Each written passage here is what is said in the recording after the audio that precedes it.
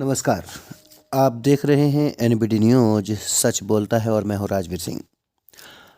आज नजीबाबाद में पूर्व ग्राम प्रधान एवं पूर्व जिला पंचायत सदस्य सतीश चौहान के कार्यालय में क्षत्रिय राजपूत सभा की बिजनौर कार्यकारिणी की एक बैठक आहूत की गई।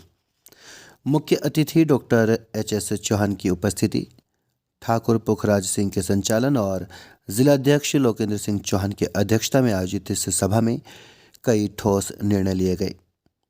फरवरी 2024 में नजीबाबाद में क्षत्रिय महाकुंभ का आयोजन किया जाएगा, जिसमें जनपद बिजनौर के क्षत्रिय समाज के अलावा आसपास के जनपदों से भी भारी संख्या में क्षत्रिय समाज के लोग प्रतिभाग करेंगे। तो वहीं क्षत्रिय समाज के मेधावी छात्रों एवं अपने कार्यक्षेत्र में विशेष कार्य करने वाले क्षत्रिय समाज के लोगों को भी इस कार्यक्रम में सम्मानित किया जाएगा। है ना, समाज को वो प्रेजेंट भी करेंगे और समाज को फाइनेंशियल हेल्प करेंगे, क्योंकि बिना फैसिलिटी बहुत सी चीजें नहीं चलती है। कोई बात बता दे रहा हूं, नहीं चली नहीं पाती भाई, बताओ मुझे बिना फाइनेंस है तो बस है।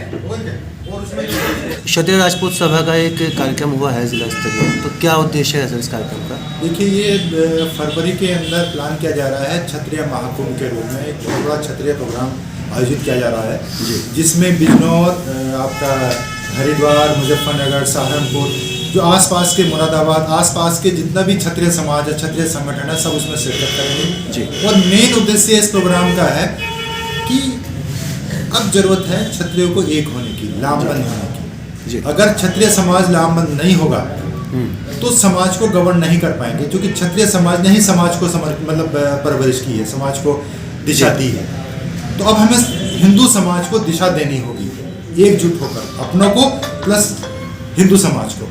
अच्छा सर, एक बात जानना चाहूँगा, अभी राजस्थान में जो करणी सेना के अध्यक्ष थे, राष्ट्रीय अध्यक्ष थे गोगामणि जी, उनकी हत्या हुई है, तो उस बारे में क्या कहना चाहेंगे आप? क्षत्रिय समाज का क्या रोल रहा है सर इसमें उनको इंसाफ दिलाने में? देखिए, बहुत बड़ा आंदोलन हुआ, क्षत्रिय समाज लामबंद हुआ है। आपने देखा होगा कि 6 तारीख को पूरा राजस्थान बंद कर दिया गया था, है ना, और शासन को झुकने के लिए मजबूर कर दिया था। शासन ने जितनी हमारी मांगे थी सब स्वीकार की हैं, और रात उनको दोनों को अरेस्ट भी कर लिया गया है।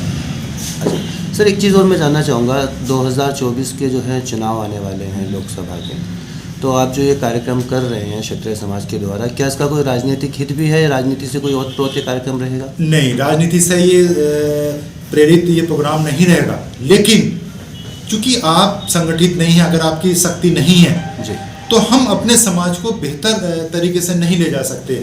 हम गवर्नमेंट से अपने समाज के लिए बेहतर कुछ नहीं करा सकते अगर हम एकजुट नहीं होंगे। तो हमारे एकजुट होने का मतलब यह है कि अपने समाज को मजबूत होना, जिससे हम सरकार से भी अपने समाज के लिए कुछ बेहतर करा सकें, उसकी उन्नति के लिए। अच्छा, लगातार 2 योजनाओं से भारतीय जनता पार्टी की सरकार है देश में, और इसमें भी कोई दोहराया नहीं है कि क्षत्रिय समाज का बहुत बड़ा योगदान रहता है भारतीय जनता पार्टी को जिताने के लिए। तो 2024 में अब चुनाव होने वाले हैं, तो क्या किसी तरह की कोई डिमांड रहेगी क्षत्रिय समाज की सरकार से? नहीं, हमारी बस यही डिमांड है। हम जगह जगह अपने जो भी हमारे प्रोग्राम हो रहे हैं उसमें हम सरकार से यही बात रखते हैं जी, कि जो बेसिक चीज़ें हैं, जैसे आपका वक्फ बोर्ड एक्ट है जी, उसको समाप्त करने के लिए हमने सरकार को चिट्ठी लिखी है। अच्छा, कॉमन सिविल कोड के लिए हमने सरकार को चिट्ठी लिखी है कि कॉमन सिविल कोड लागू किया जाए देश के अंदर जी। बहुत सारे ऐसी चीज़ें हैं जो हमने सरकार से निवेदन किया है, और सरकार के अंदर हमारे लोगों की सहभागिता ज़्यादा से ज़्यादा हो, क्योंकि सरकार के अंदर जितने से ज़्यादा लोग क्षत्रिय समाज के होंगे उतना ही हमारा समाज मजबूत होगा। अच्छा, क्षत्रिय समाज के बहुत सारे राजनेता ऐसे हैं जिनका पार्टी में और सरकार में काफ़ी विशेष योगदान है, तो क्या समाज के प्रति उन लोगों की जो सोच है या जो योगदान है उससे आप संतुष्ट हैं? देखिए, मैं आपको बता दूं कि जब एक पार्टी के अंदर, सरकार के अंदर कोई भी हमारे समाज का व्यक्ति जाता है तो उसकी बाध्यता हो जाती है। नो डाउट कि उसके दिल में क्षत्रिय समाज बसा हुआ, उसकी आत्मा में क्षत्रिय समाज है, लेकिन चूंकि प्रोटोकॉल अलग होता है जी, आप बायस्ड होकर सरकार में बैठ के कुछ नहीं कर सकते। लेकिन जो भी हो रहा है वो हमारे हित में और हिंदू समाज के हित में हो रहा है, और निश्चित रूप से हिंदू समाज को अगर इंटैक्ट रखना है, हिंदू समाज को समृद्ध रखना है जी, तो सरकार में हमारी भागीदारी सुनिश्चित होनी चाहिए। ठीक है सर, धन्यवाद।